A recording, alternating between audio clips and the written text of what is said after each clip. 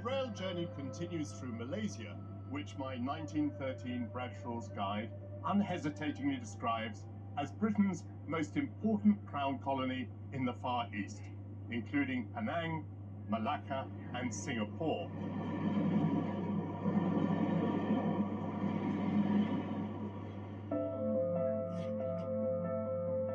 I began in the northern town of Butterworth. After visiting the island of Penang, I returned to the mainland to continue south to Taiping. I'll pick up my tour in Kuala Kangsar before visiting Ipoh and ending this leg in the cool air of the Cameron Highlands. En route, I'll tap into rubber's natural source. So with that incision, it's made the milk begin to flow quite rapidly. Find a British haven in the hills. The housing styles, I mean, this could be Surrey in England. They built the architecture that made them feel at home. And come face to face with an epic beast. I did not expect anything like this. It goes on and on and on.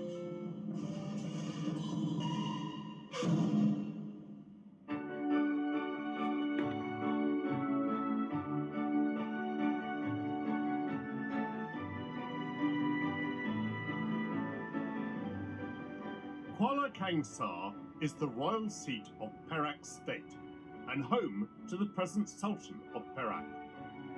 With beautiful palaces and mosques, it's an important and historic town with intriguing traces of Malaysia's colonial past.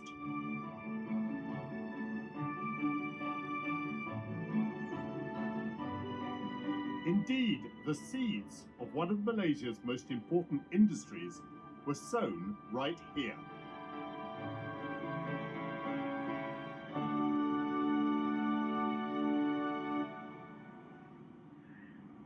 My Bradshaw's mentions rubber as a principal product, and this is one of the oldest rubber trees in Malaysia, possibly introduced by the English botanist Henry Nicholas Ridley, who's credited with stimulating the commercial production of rubber in Malaya and devising a method of tapping the rubber tree without killing it. He used to stuff rubber seeds into people's pockets in an effort to persuade them to grow the plant. And for that enthusiasm, he was sometimes called Mad Ridley. He was no such thing. He simply had a flexible mind which he bent to the future. The advent of bicycles, then motor cars, in Europe and the United States around the start of the 20th century caused a worldwide boom in demand for rubber to make tyres. Around the time of my guidebook, rubber had been planted in every state of Malaya. A vital resource in both peacetime and war, it became the driving force behind British imperial rule. Today, Malaysia is one of the world's biggest producers of natural rubber and exports rubber products to 190 countries. I'm meeting Dr. Puspa, an expert in rubber engineering. Dr. Puspa, we find ourselves in a very humid climate here, surrounded by jungle. It's very impressive. Yeah.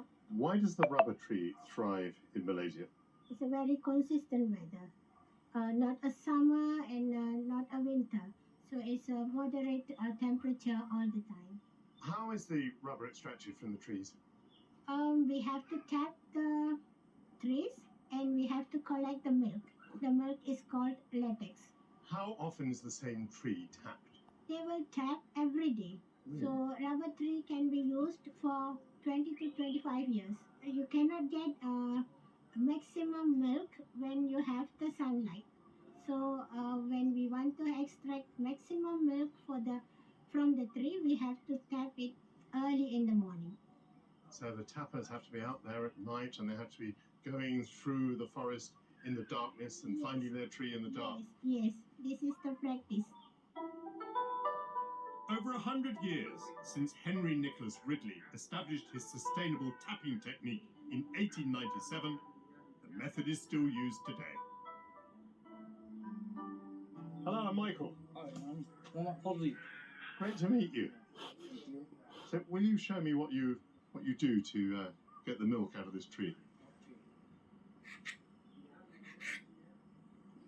So with that incision, I can feel now there's a great stickiness here in the bar, and it's made the milk begin to flow quite rapidly and tumbling into the pot. How long will it take for this pot to fill up? Today. It'll be done today. You come out in the middle of the night to do this when it's dark? Yes. 4 a.m. You must need lamp. How old is this tree? 15 years. 15 years. Lovely trees. After that, cut and make furniture. At least make furniture? Yes. And then you replant new rubber trees? Yeah. Fascinating. My first time in a rubber plantation. Dr. Puspa works for Gummi Metall Technik, a German company which manufactures rubber components, including anti-vibration mountings for trains. This is the R&D department, and we do the rubber testing here, and also we are doing the testing on the end products. So what sort of a product is this? So this is called a conical springs, one of the part in the primary suspension system. We use it for Indonesia Railway. So if I'm riding on an Indonesian train or a Malaysian train, I'm on top of a rubber spring like this. Yes. Now, something that interests me is that rubber is quite an old product by now. We have so many synthetic products. Why do we still use natural rubber? Natural rubber has its own excellent mechanical properties that cannot be met by some synthetic rubbers. So I will show you this. Thank you. I am going to do a tensile properties testing with this machine. In layman's terms, you're going to stretch it. Yes. Let's have a look. On and on and on it goes. Getting longer and longer. And on. That's extraordinary. There we are. At last, it broke. So, how many times had it been stretched? According to the result, is 676%. You couldn't do that with the synthetic material? Most of the synthetic rubber are not able to achieve a very long elongation at break. And that strikes me as extraordinary, that this wonderful natural material that is so abundant in Malaysia is so incredibly useful. And even now, absolutely up to date. That's fantastic, isn't it? Yes.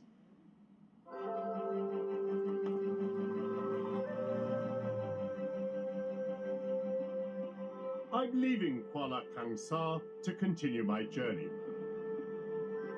I'll visit Malaysia's foodie, hipster city Ipoh, then follow in the footsteps of British colonists a century ago to head for the hills.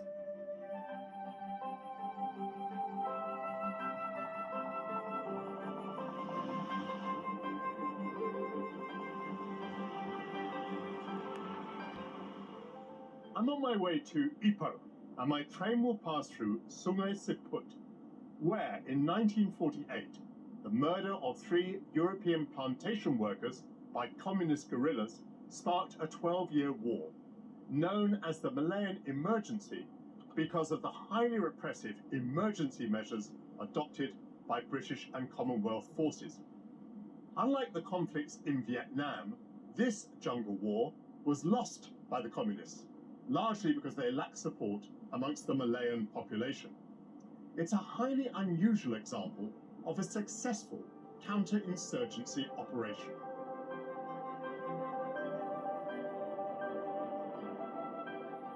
The electrified railway on which I'm travelling today began as numerous small lines built to run from tin mines to ports and cities. At the start of the 20th century, they were connected and extended, and by the time of my guidebook, a comprehensive railway network unified the federated states of British Malaya.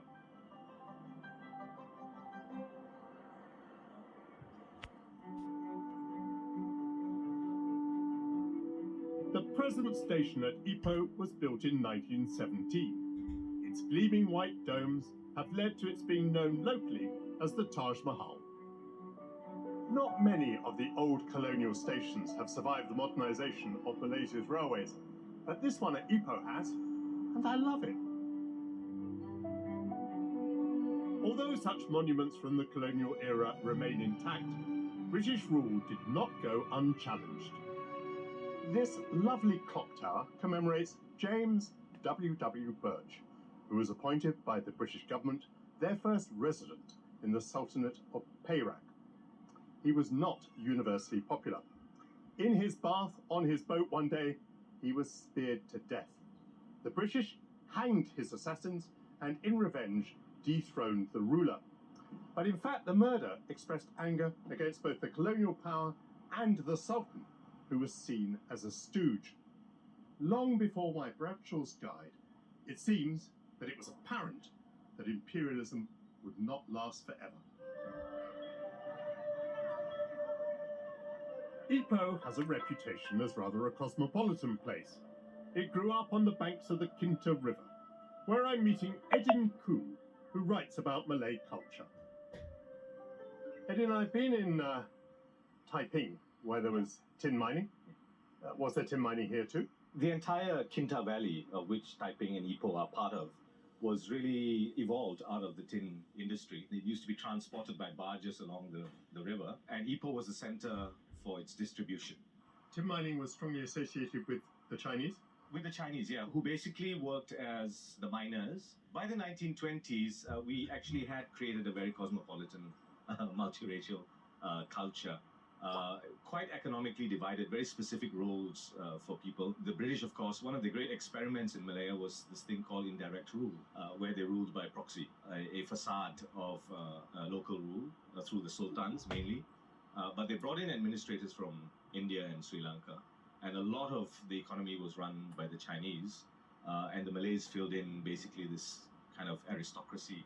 Ipoh, it had a particular reputation for what kind of lifestyle? It was a very urban, quite sophisticated society, and Ipoh was the place to be. It was also the beginnings of popular culture. So you had the first cinema built in Ipoh, and you had cabaret culture. And by the 1950s, of course, Elvis Presley, Nat King Cole, the Platters, and people who come from Ipoh are very well known to have that kind of very sophisticated taste. There was actually a great tussle about whether Ipoh should be made the capital of independent Malaya, but Kuala Lumpur won out in the end. People talk about the food in Ipoh as being particularly good. What would be the reasons for that, do you think? Cuisine is one of those areas in which we have completely immersed ourselves. Particular types of cuisine evolved from Ipoh, things like chicken rice, which was a peasant meal really that has developed into very, very high form of culture, much sought after. People come to Ipoh from all over. But there's Peranakan culture, which is a combination of Chinese and Malay cooking. And of course, there's the blending of all of these foods, which makes it extremely tasty and sought after. It's also developed a kind of hipster culture, which is a very positive thing because it means young people don't leave anymore. I'm keen to try some of this famed local food, and I've come downtown, where one shop is causing a stir. Hello. Yes.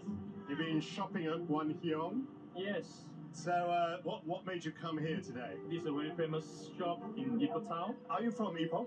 No, KL. From Kuala Lumpur? Yeah. What have you bought? Let me have a look. Okay, sure. Oh, what are these? Ipoh famous biscuits. Yes. With lotus paste. Dried meat with lotus paste. Hello. Oh, nice to meet you. Very nice to see you. You've been shopping at the bakery. Yes, What have you bought? I brought the mooncake. This one is some yam and egg yolk. Did you come specially to buy cake? Yes, come specially from Kuala Lumpur to buy mooncake from this shop. Why is the food special in Ipoh, do you think? The factor is the taste. Original local taste that traditionally from many generations. The scenes in this bakery are frenetic. There's a great crowd of people. There's a queue outside. People excitedly buying the produce. This is a bun fight. The Guan Hyong Bakery is a family business, and Sky is the fourth generation to work here. Hello, Sky. Hi, nice to meet you, Michael. It's a great pleasure. What a successful shop. Why is it so successful, do you think? Thank you.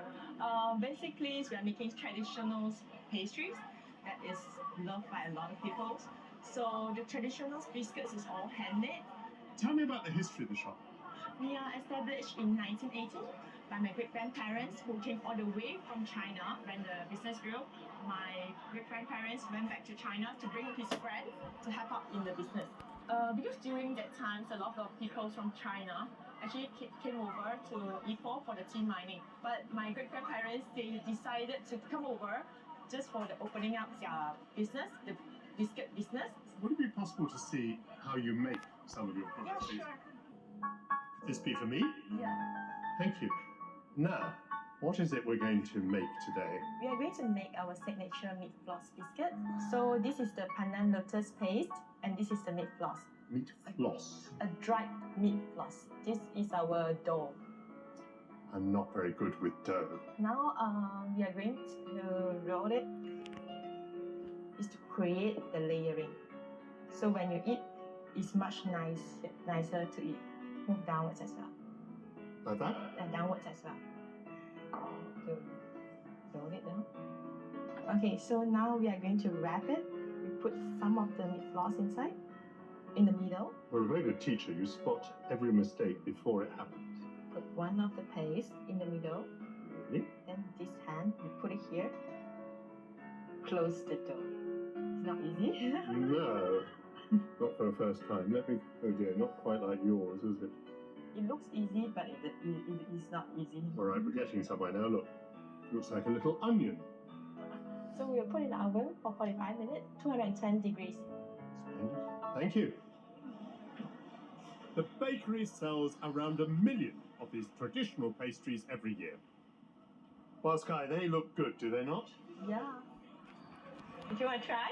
Oh, yes. They're lovely and warm. So, here I go. Mmm. That's sweet and savoury at the same time. Mmm, that's delicious. No wonder you've got people queuing outside. Your great-grandfather will be proud of you, don't you think?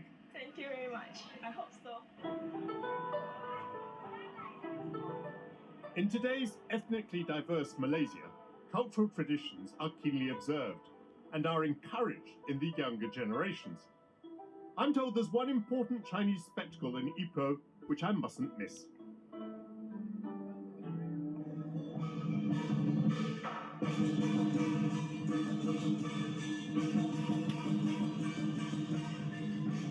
This dragon is not only spectacular, one of the most spectacular things I've seen, it's also a miracle of organisation. 56 young people making it swirl and dance. Dragon dancing began as a prayer to the gods for a good harvest. Today it's a central feature in Chinese celebrations, and this dragon holds the record as the longest in Malaysia. It goes on and on and on, and it glows in the dark.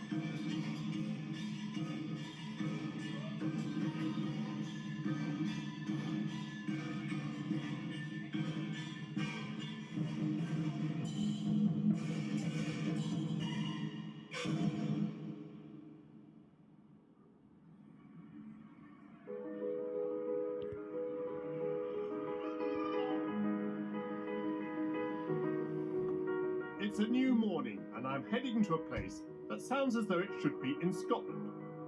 Gerard, Hi, good morning. You must be Michael. good day for a drive, eh? Yes, it is.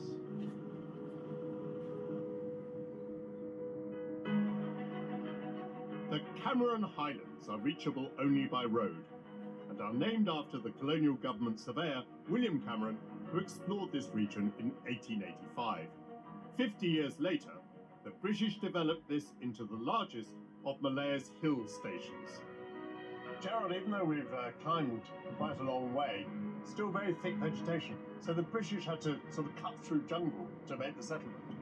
Yep, they had to manually cut. There were no machines then, so it was hand cut with holes, clearing the path to put in a road to eventually come up to the mountains. Arriving at the top, I can understand why they went to such trouble. Gerald, it is so much cooler and so much less humid. For the first time since I arrived in Malaysia, I'm not sweating. And I think that's one of the main reasons the British came up here in the early 20s to set up all the accommodation around the golf course. The housing styles, I mean, this could be Surrey in England. When English came here, they missed home so much, they found a place with a perfect climate. So they built the architecture that made them feel at home. So Tudorish style houses with nice little gardens for them to sit out in the afternoon, enjoy the warm weather and sip their teas. What sort of people owned these houses? Most of them who built the buildings around the golf course were all business people, people who own properties and business who wanted to get away from the heat. So they came up to the Highlands and built their little getaway houses. And these buildings, which were occupied originally by expatriates, mainly by British people, do they now belong to Malaysian people?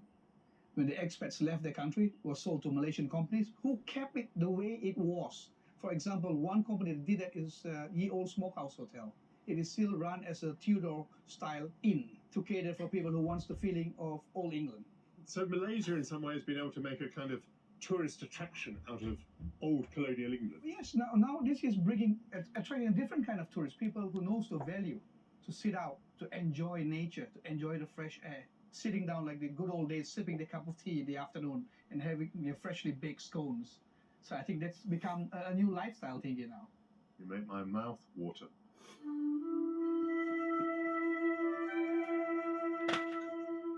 As the British elite enjoyed their home comforts in the Highlands, they realised that the climate here was ideal for another British essential. The British love affair with tea goes back a long way. There was a tea shop in London as early as 1657, and then the British East India Company had the monopoly on trade in tea with China. So when the British came to Malaya, it was just a question of taking a leaf out of an old book. I've come to Sungai Palace Estate, Malaya's first tea producer, founded in 1929. Ganesan, hello, I'm Michael. I'm Ganesan. Ganesan is a supervisor, and he's worked here for 46 years. Tea plantations are very spectacular here on the hillsides. What conditions does tea need to thrive? Tea likes a good amount of rainfall and good amount of sunshine. It grows well with acidic soil and a good drainage. In Cameron Islands, there's no problem of drainage because it's already 5,000 feet above sea level. What is the history of this plantation? Tea was brought into Malaysia, or rather Cameron Highlands, in the year 1929 by Mr. Archie Russell. So he came with his partner, Mr. A.B. Milne, who was a planter from Sri Lanka. Both plantations were the first plantation to plant tea in Malaysia. Presumably when Archie Russell came here, this would all have been covered in forest. Yes, it was all jungle, thick virgin jungle. They had to cut through the jungles. They really had a very tough time. So the plantation as you have it today, how big is it? Our total planted hectares is 1,200 hectares, out of which we produce 4 million kilos of tea per year.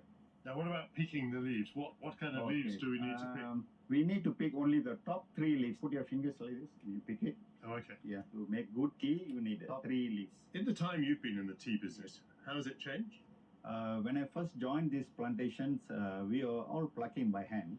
And as times changed, we had to introduce machines. It's a 2-man operated machine. When is the tea plucking season? In Malaysia or in Cameron Highlands especially, you can pick the tea the whole year round. But this is a wonder plant, a plant that you can harvest all year. It's a wonderful plant. Wonder plant. It has got a very long life. Tea plant grows more than 100 over years. Tea is not like rubber. After 25, 30 years, you have to do replanting. In tea, there's no replanting. As long as you pluck, it keeps on throwing out new shoots, or we call it flush. So we have to keep on plucking for it to get new leaves.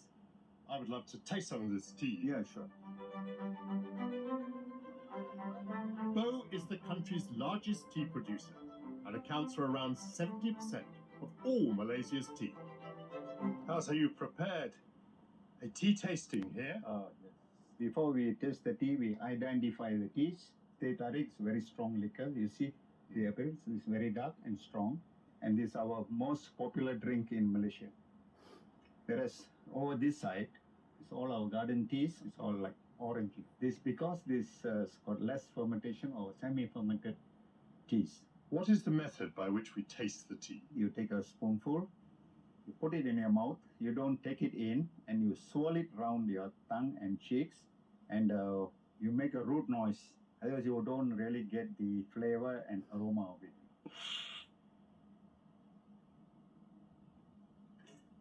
Spit it out.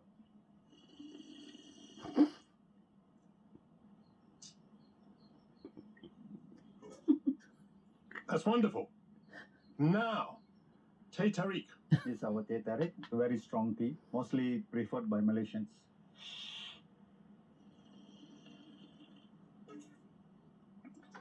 That was strong. Strong.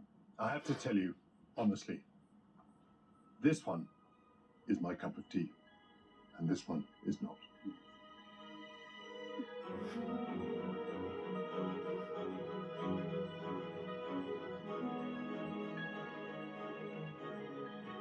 The British arrived as traders, but by the time of my guidebook, had established indirect rule by controlling the sultans. They exploited the tin and the rubber, and created a home from home, sipping tea by the golf course amidst Tudor-style buildings. Alongside the Malays, they defeated communism after the Second World War, and bequeathed to Malaysia railways and an educated elite of administrators. I've been struck by the multi-ethnicity of the country, which, if delicately handled, can give tremendous energy to Malaysia.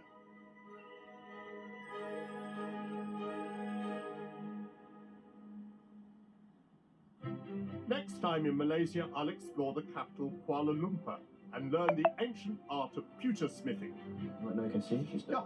Yes. I'll experience a city of striking contrasts. This is the most extraordinary sight to me. Yes. We're passing quite modest single-story dwellings, and here we have the Petronas Towers, Yes. and visit the former seat of British colonial power. How is this magnificent building connected to our story? It's connected by scandal.